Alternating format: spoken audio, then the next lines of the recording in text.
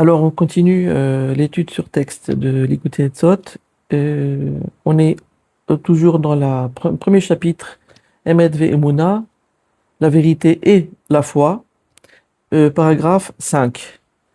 Euh, on a juste un petit résumé du paragraphe 5 où on dit que pour vraiment arriver à la vérité, arriver à trouver la vérité, à vivre dans la vérité, euh, ça passe automatiquement, obligatoirement par le rapprochement aux tzadikim ametim, aux hommes saints et justes, véritables.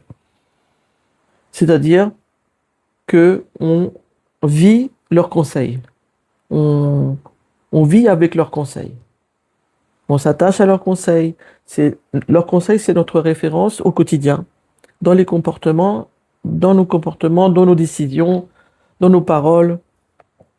Euh, c'est ça, c'est comme ça qu'on arrive à se nettoyer du faux qui est en nous. On nettoie, doucement, doucement, tous les jours, en ayant pour référence eux et pas quelqu'un d'autre.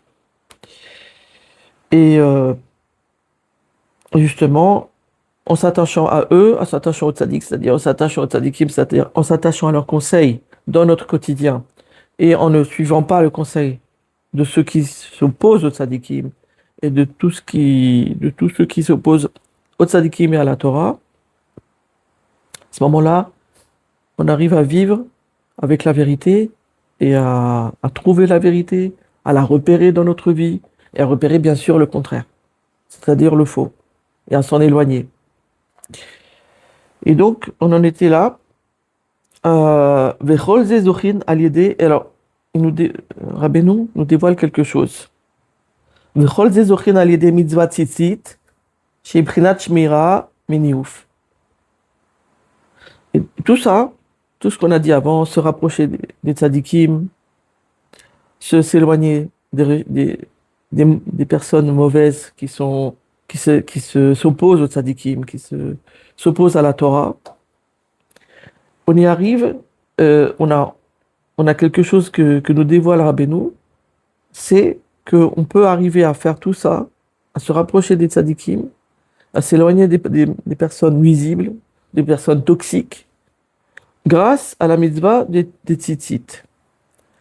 À la mitzvah des tzitzit. Alors, c'est quoi la mitzvah des tzitzit? C'est chez Prinat Shmirat Niouf. Alors, les tzitzit, ça rentre dans quelque chose, c'est dans un chapitre qu'on appelle Shmira Meniouf. C'est-à-dire, les tzitzit, c'est quelque chose qui nous garde et qui nous protège de tout ce qui est débauche, de tout ce qui est faute charnelle, de tout ce qui est mauvais regard, de tout ce qui est indécence, de tout ce qui est indécence dans l'esprit, tout ce qui est indécence dans les habits. Euh, Ça nous permet d'avoir un esprit clair, un esprit pur, un esprit avec des bonnes pensées, avec des pensées positives, des pensées constructives. Euh, voilà, la force de la mitzvah des tzitzit. Euh, et là, Rabbeinu nous précise chez Uprinat Atzot Rechaim. C'est-à-dire que le niouf, c'est-à-dire la débauche, c'est-à-dire tout ce qui est faute charnelle, tout ce qui concerne les fautes charnelles, les mauvaises pensées, les mauvais comportements, les indécences, quelles qu'elles soient. Et en fait, c'est de la même essence que les, les conseils des méchants, les conseils de ceux qui s'opposent aux tzadikim, les conseils de ceux qui s'opposent à la Torah, etc. Donc il y a euh, une équivalence entre les deux. Une interdépendance aussi. Une interdépendance, c'est-à-dire la personne qui tombe dans la débauche, elle va tomber sous la coupe et sous l'autorité des personnes qui ont des mauvais conseils, des conseils de mort, des conseils de destruction, des conseils de sabotage pour la personne dans sa vie. C'est-à-dire, automatiquement, l'un va avec l'autre. Et si on suit donc, interdépendances, donc si on suit les conseils de ces personnes qui nous mènent vers l'autodestruction, par leurs conseils, automatiquement, on va tomber dans la débauche. C'est-à-dire dans des mauvaises pensées, dans des mauvais comportements, dans dans des indécences, comme on a dit. L'un dépend de l'autre. Et qu'est-ce qui nous protège de tout ça? Entre autres, hein, parce que Rabbeinu, il a beaucoup de solutions. Et une des solutions, c'est la mitzvah tzitzit. Mitzvah tzitzit. Et mitzvah tzitzit, alors vous allez me dire, nous, on est des femmes. Alors, Makashou, quel rapport avec nous, les femmes, puisque nous, on n'a pas cette mitzvah? On peut d'une manière ou d'une autre s'y investir. Par exemple, on va prendre l'exemple d'une femme qui est mariée. Euh, la plupart du temps, c'est elle qui fait la lessive. Et donc, elle va laver les tzitzit de son mari. Déjà, premièrement, ça c'est déjà comment dire, un investissement dans cette mitzvah. C'est-à-dire, on participe à la mitzvah en le lavant, tout simplement. Ensuite, on vérifie quelque chose dont le Ben Ishraï parle. C'est que la femme, après la lessive, elle peut vérifier. Oui, c'est une bonne chose qu'elle vérifie les fils, les tzitzit eux-mêmes, pour voir est-ce qu'ils sont conformes ou pas, est-ce qu'ils sont déchirés. C'est pas très difficile à vérifier. Voilà. Parce que il suffit de prendre un tzitzit qui est neuf, de vérifier comment il est constitué. À peu près, voilà, on a une référence. Et s'il est différent de ça, hein, alors déjà on a une question. C'est-à-dire que la femme va dire, peut-être que c'est déjà plus cachère, oui, non. Elle peut poser les questions. Il y a beaucoup de facilité maintenant pour poser des questions d'halakha par téléphone ou par WhatsApp. C'est très très facile. Donc elle fait une photo, elle envoie à un rabbin et le rabbin dit c'est cachère ou c'est pas cachère. Et comme ça, elle a vérifié. Voilà. Donc, elle a participé encore. Elle s'est investie dans cette mitzvah. Elle fait partie de la mitzvah des tzitzit.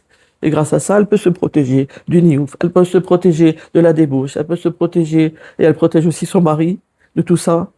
Et elle se protège aussi des conseils des méchants et des personnes, comme on a dit, qui ne veulent pas du bien en vérité. Grâce à ça. Donc, c'est vraiment très puissant. Aussi, elle peut, ça s'en mêle aussi quand on fait la lessive. Il y a une troisième chose encore, comment on s'investit, nous femmes, dans la mitzvah des tzitzit, c'est on arrange, on démêle tout simplement les tzitzit qui se sont emmêlés dans la lessive. C'est ce dont parle précisément le Ben Ishraï, il me semble bien. Donc voilà, c'est ça. Donc on a beaucoup de manières de s'investir dans ça, nous femmes, pour profiter de cette ségoula, de cette chose puissante qui s'appelle la mitzvah des tzitzit et qui nous protège des mauvais conseils, parce qu'il y a des personnes qui ont perdu. Les mauvais conseils, ça peut faire perdre tout. Vraiment, que Dieu nous préserve. Vraiment, c'est sans arrêt. On entend des choses, on entend des rumeurs, on entend une vidéo, on entend un TikTok, je sais pas, il y a des gens qui écoutent. Voilà, ce genre de choses. Ah, je vais faire comme ça. Ça, si, c'est un conseil. Et c'est rarement un conseil de tzaddik. Et donc, pour se protéger de ça, pour ne pas être, comment dire, influençable par le pas bon, eh ben, on a entre autres cette force et cette ségoula et ce remède et cette solution que nous donne Rabbi Nachman, c'est de s'investir dans la mitzvah des tzitzit.